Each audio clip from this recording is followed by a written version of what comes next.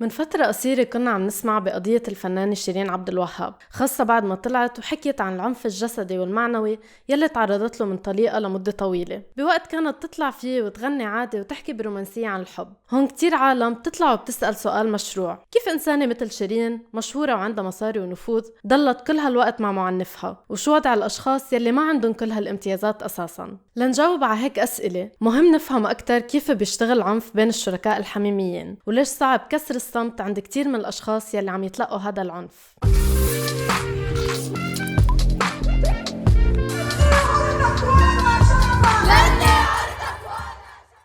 من كل 3 نساء حول العالم في امرأة تعرضت لعنف جنسي أو جسدي من شريك أو فرد من العيلة بحياتها. 1 من كل 4 رجال كمان تعرضوا لهيك نوع من العنف. هالإحصائيات كمان بتتغير من بلد للتاني، بتتأثر بكتير عوامل. هاي النسب كتير كبيرة، وبس نفكر فيها منفكر حالنا إذا كنا محل هدول الأشخاص أكيد ما رح نسمح لحدا يعمل فينا هيك. أكيد رح نعرف إنه يلي عم نتعرض له هو عنف واستغلال واعتداء، ورح ناخد الخطوات المناسبة لنطلع من هاي العلاقات. نستغرب منهم ومنلومهم ومنحسهم ضعاف، عشوائي بيستاهلوا العنف لأنهم عم يسمحوا فيه. لكن العنف ضمن العلاقات الحميمية أعقد من هيك، لأنه بيشتغل عادة على كذا درجة، وقليل ما يكون مفاجئ. قليل لتاكلي ضرب من حدا بعدك عم تتعرفي عليه، بل الأمور بتبلش بشكل تدريجي، من نبرة صوت عم تعلى ووتيرة تحطيم للنفس عم تتزايد. وهلأ خلينا نشوف الدرجات المختلفة يلي بيشتغل فيها العنف، علما انه ما رح تصير بهذا الشكل المتسلسل. تعنيف العاطفة.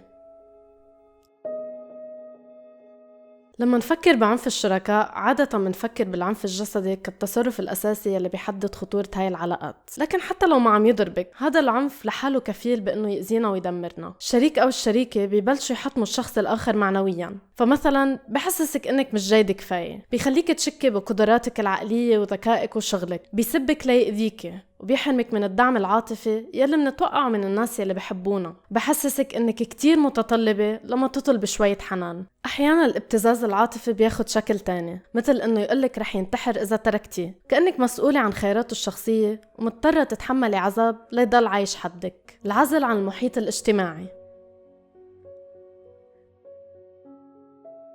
نحكي عن الغيرة على الشريك بأنه شي جميل وبيدل على الحب.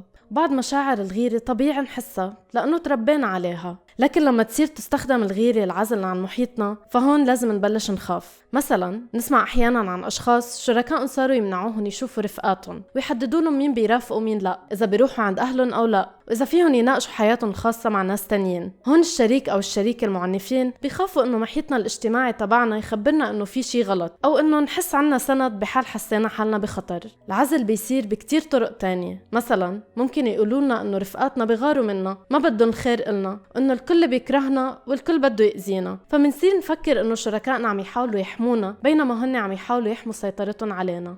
الاستخفاف واللوم. من أكثر التكتيكات شيوعاً هو الاستخفاف بمعاناتنا ولومنا على الأمور السيئة يلي منمر فيها. شريكتك ممكن تكون بتعصب عليكي على أتفه سبب، بتمد إيدها عليكي وبتأذيكي، بعدين بتقلك إنه هي عملت هيك بسببك وبسبب تصرفاتك. شريكك ممكن يضربك بنص الخناقة، بعدين يقلك هذا مش عنف، بل أنتوا الاثنين كنتوا عم تتخانقوا فعادي إذا ضربك، لأنه هيك دايما بتصير الخناقات. اللوم المستمر بخلي الشخص تشك بحالها وبتجاربها، تاخد وقت كتير لتحكي عنها. العنف الاقتصادي.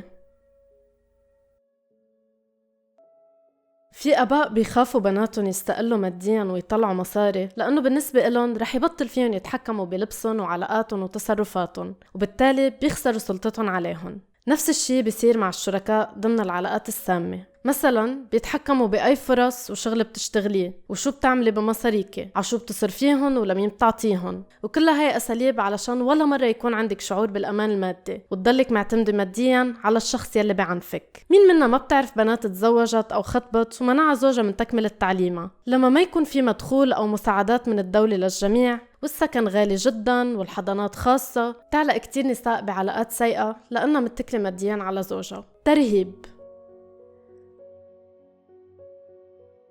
العنف مش بالضرورة يكون مباشر ليخوف ويروض الأشخاص. ممكن يكون بالتلميحات والنظرات وفورات الغضب. الأشخاص الراشدين المفروض بيقدروا يتناقشوا بين بعض برواق أو وضوح بدون ما يحسوا إنه لازم يصرخوا ويكسروا ويهددوا بالسلاح. أوقات الترهيب كمان بيجي على شكل نظرة بيعطيك إياها زوجك مثلا لما تكونوا قاعدين بين رفقاتكم لأنك عملتي أو حكيت شي ما عجبه. هالأسلوب بيستخدموه ليفرجوكي إنهم قادرين يمارسوا عليك عنف أكتر إذا اضطر الأمر. استخدام الأطفال. العلاقات المؤذية بتصير معقدة أكتر لما يصير في أطفال بالدق، بظل نظام بيعامل الأمومة على أنها أهم دور ممكن تأديه النساء، بنفس الوقت بيعطي الأفضلية للرجال في كل ما يتعلق بالحضانة والرعاية بالقانون. تنحط النساء بمحل كتير صعب، بيصير سهل على الرجل يهددك بأنه رح يحرمك من أولادك، وبيصير المجتمع بنفس الوقت يقولك لازم تضلي بزواجك عشان تحافظي على عيلتك. حتى إذا ضمنت الحضانة بتعرفي إنه رح يكون صعب عليك تضمني حياة كريمة لأطفالك إذا ما كان عندك دعم مادي أو شغل منيح. أخيراً وليس آخراً، استخدام التحيز الذكوري ضد النساء. لما نحكي عن العنف غالباً منشوف الرجال كالمعنفين الأساسيين، مع أنه جزء كبير منه بيتلقى هذا العنف. هذا لسبب بسيط شوي، وهو إنه تركيبة العائلة بأغلب الأماكن تعطي قوة وسلطة أكتر للأب والإخوة بعد عمر معين. العائلة هي المكان يلي بيقدر الرجل يمارس فيها بعض من السلطة حتى لو ما كانت موجودة عنده خارج هاي العائلة. الأدوار النمطية للرجال بتعلمهم إنه من حقهم ياخدوا القرارات المصيرية ويمارسوا قوة على نسائهم وبناتهم وإخواتهم. نفس الوقت بتعلم هدول النساء إنه لازم يطيعوا ويسكتوا. كمان لما نشوف هذا العنف بعائلاتنا يلي كبرنا فيها ونطبعه بصير أسهل علينا نتقبله من شركائنا. باختصار، العنف يمارس بكذا أسلوب وكذا طريقة ضمن أكثر العلاقات رومانسية، بيخلينا نشك بأنفسنا وبنفس الوقت نفقد كل مصادر الأمان والحماية والدعم، فمنلاقي حالنا وحيدات فيه. مش بس هيك، منصير منحس إنه الحق علينا إنه نحن قبلنا بهذا العنف من الأول، إنه انغرمنا وحبينا وما قدرنا نحكي عنه لرفقاتنا ومحيطنا. هذا الشي بيصير خاصة إذا رفقاتنا نبهونا بالأول وما سمعنا منهم، قلنا لهم إنه أكيد بيتغير، فبمحل ما نستحي وما بنقدر نحكي.